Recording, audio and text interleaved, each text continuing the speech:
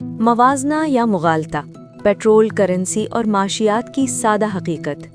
معروف صحافی، تجزیہ کار، ماہر تعلیم اور ابلاغیات صاحبزادہ محمد زابر سعید بدر معاشیات کی پیچیدہ گتھیوں کو سادہ انداز میں بیان کرتے ہیں۔ آج کل ایک عجیب سی منطق پیش کی جا رہی ہے۔ کہا جاتا ہے کہ پاکستان میں پیٹرول اگر 320 روپے فی لیٹر ہو گیا ہے تو گھبرانے کی کوئی بات نہیں، کیونکہ بھارت میں پیٹرول تقریباً 105 بھارتی روپے ہیں، اور اگر اسے پاکستانی روپوں میں تبدیل کیا جائے تو وہ بھی تقریباً اتنا ہی بنتا ہے۔ بلکہ بعض لوگ یہ بھی کہتے ہیں کہ یہ تو پچھلے سال سے ہی ایسا ہے۔ اس سے بڑا مذاق اور معاشیات سے لا علمی کا ثبوت شاید ہی کوئی اور ہو سکتا ہو۔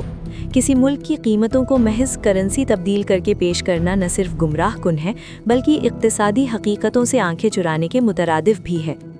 پاکستان میں جب بھی پیٹرول کی قیمت بڑھتی ہے تو فوراً یہی دلیل سننے کو ملتی ہے کہ بھارت میں پیٹرول تقریباً 105 روپے فی لیٹر ہے، اور اگر اسے پاکستانی روپوں میں تبدیل کیا جائے تو وہ بھی تقریباً ہمارے برابر ہی بنتا ہے۔ گویا اس دلیل کے ذریعے یہ ثابت کرنے کی کوشش کی جاتی ہے کہ پاکستان میں پیٹرول اتنا مہنگا نہیں جتنا سمجھا جا رہا ہے۔ لیکن حقیقت یہ ہے کہ یہ موازنہ معاشیات کی بنیادی سمجھ کے بھی خلاف ہے۔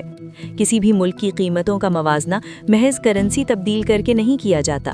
اصل سوال یہ ہوتا ہے کہ اس ملک کے شہری کی آمدنی کیا ہے اور اس آمدنی کے مقابلے میں کسی چیز کی قیمت کتنی ہے۔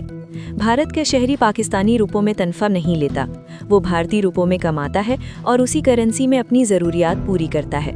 بھارت میں ایک عام سرکاری ملازم / کلرک کی تنخواہ تقریباً 25,000 سے 45,000 بھارتی روپے کے درمیان ہوتی ہے۔ اعلیٰ افسران کی آمدنی اس سے کہیں زیادہ ہوتی ہے، اور بعض سینئر افسران 1 سے 2.5 لاکھ بھارتی روپے تک بھی حاصل کرتے ہیں۔ اسی طرح مزدور یا کم از کم اجرت بھی 20,000 بھارتی روپے کے درمیان ہے۔ اب اگر بھارت میں پیٹرول تقریباً 100 یا 105 بھارتی روپے فی لیٹر ہے تو وہاں کا شہری اسے اپنی آمدنی کے تناسب سے خرید رہا ہے، وہ اسے پاکستانی روپوں میں تبدیل کر کے نہیں دیکھتا۔ اس کے مقابلے میں پاکستان کی صورتحال مختلف ہے۔ یہاں ایک بڑی تعداد ایسے لوگوں کی ہے جن کی ماہانہ آمدنی تقریباً 40 یا 50,000 روپے کے قریب ہے۔ جب یہی شخص 300 سے زائد روپے فی لیٹر پیٹرول خریدتا ہے تو اس پر مالی دباؤ کہیں زیادہ ہوتا ہے۔ لہٰذا اصل موازنہ یہ نہیں کہ بھارتی پیٹرول کو پاکستانی روپوں میں تبدیل کر کے دیکھا جائے۔ اصل موازنہ یہ ہونا چاہیے کہ ہر ملک میں ایک عام آدمی اپنی آمدنی کے مقابلے میں پیٹرول کی کتنی قیمت ادا کر رہا ہے۔ معاشیات میں اسے خریداری کی قوت یا پرچیزنگ پاور کہا جاتا ہے۔ بدقسمتی سے ہمارے ہاں اکثر بحثیں اعداد و شمار کے حقیقی تناظر کے بجائے سطحی موازنوں پر مبنی ہوتی ہیں۔